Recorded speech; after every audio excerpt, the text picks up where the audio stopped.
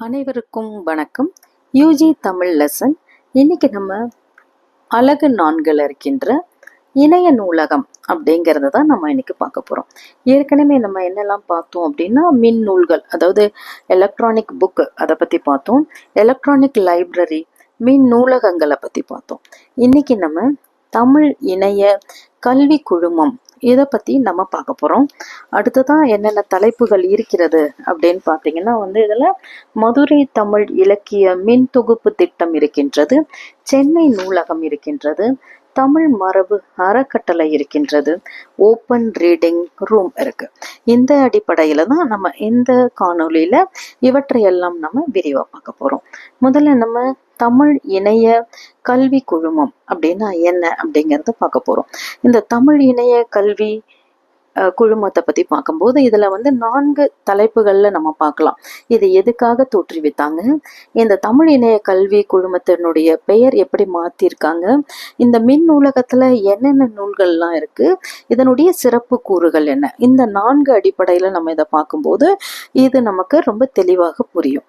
இதுல முதல்ல இதனுடைய நோக்கம் என்ன அப்படின்னு பார்த்தீங்கன்னா, உலகத்துல இருக்கின்ற எல்லா தமிழ் மாணவர்களும் தமிழ் மொழியை படிக்கணும் அப்படிங்கிற நோக்கத்துக்காக உருவாக்கப்பட்டது தான் இந்த தமிழ் இணைய கல்வி குழுமம் அப்படிங்கிறது.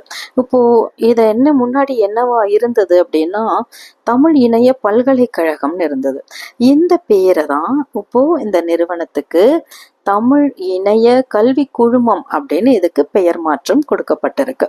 அடுத்தது இதனுடைய என்னென்ன நூல்கள் இருக்கு அப்படின்னு பார்த்தீங்கன்னா, இந்த தமிழ் இணைய கல்வி குழுமத்துல இலக்கண இலக்கிய நூல்கள், சங்க இலக்கிய நூல்கள், காப்பியங்கள், சமய இலக்கியங்கள், சிற்றிலக்கியங்கள், அற இலக்கியங்கள், நாட்டுப்புற இலக்கியங்கள், பாரதியார் பாரதிதாசன் கவிதைகள், கவிமணி தேசிக விநாயகம் கவிதைகள், கவிஞர் கண்ணதாசன் படைப்புகள், இந்த மாதிரி தமிழ்ல இருக்கின்ற எல்லா வகையான நூல்களும் இருக்கு.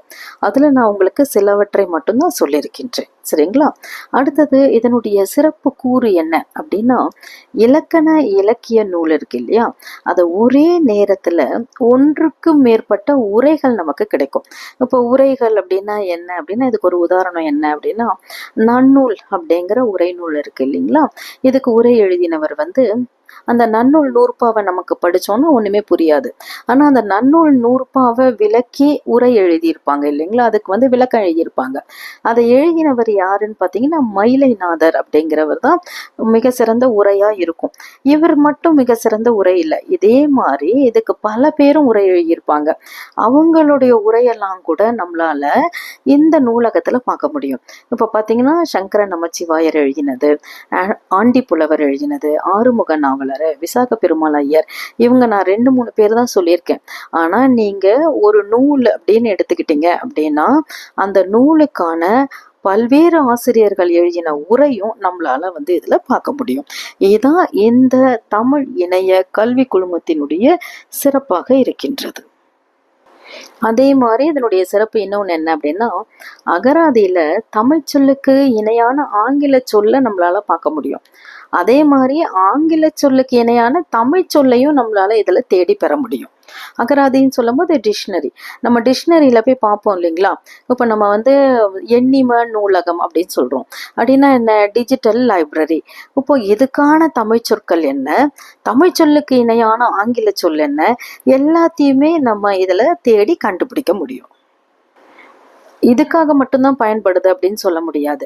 எல்லா மத கோயில்களும் நீங்க அது வைஷ்ணவமா இருக்கலாம், சைவமா இருக்கலாம், இல்லாட்டினா கிறிஸ்துவமா இருக்கலாம், இஸ்லாம் மதமா இருக்கலாம், சமண மதமா இருக்கலாம், பௌத்த மதமா இருக்கலாம், எந்த மத கோயிலா இருந்தாலும் சரி, அவற்றினுடைய ஒளி காட்சி பதிவுகளை நம்ம பார்க்க முடியும். அதுக்கப்புறம் நாட்டியங்கள், பொம்மலாட்டம், காவடி ஆட்டம், ஒயிலாட்டம், மயிலாட்டம், ஜல்லிக்கட்டு, இந்த மாதிரி எல்லா வகையான ஒளி காட்சிகளையும் நம்ம இதுல பார்க்கறதுனால இது பண்பாட்டு காட்சியகமாக இருக்கின்றது. இதுவரை நம்ம என்ன பார்த்தோம் அப்படின்னா, தமிழ் இணைய கல்வி குழுமத்தினுடைய நோக்கம் என்ன, அதனுடைய பெயர் மாற்றம் என்ன, மின் நூலகத்தில் இருக்கிற நூல்கள் என்ன, இவற்றில் இருக்கின்ற சிறப்பு கூறுகள் என்ன, இதெல்லாம் நம்ம பார்த்தோம். இதனுடைய தொடர்ச்சியை நம்ம அடுத்த காணொளியில பார்க்கலாம். நன்றி.